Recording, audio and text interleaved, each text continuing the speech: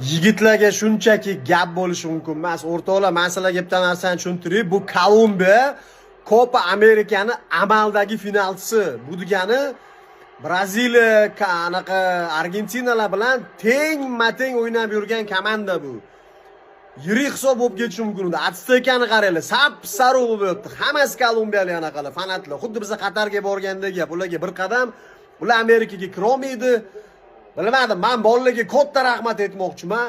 Addushi o'ynadinglar, молодцы. To'g'ri, hech bo'lmasa bir ushlab qolsangiz zo'r bo'lardi. No, keyingi o'yinlarda mo'jiza bo'lishi mumkin. Chunki yo'qotadigan narsa, ana endi ham yo'qotadigan narsamiz yo'q. Ana endi bosish kerak bo'ldi. Mana endi точно yo'qotadigan narsamiz yo'q.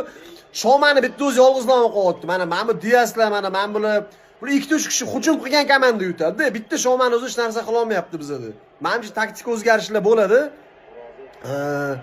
Ну, в целом, молодцы. Kommentda o'zicha kimdir hozir yoki bir xil ochko'shlik mana yutqizdi, marojniy edi, balo edi, battar edi emasdi. Просто futbolni ozgina bo'lsa ham tushungan odam bizani bolalarni qanchalik молодецligini tushunadi. Bu bilmadim, gap yo'q lekin.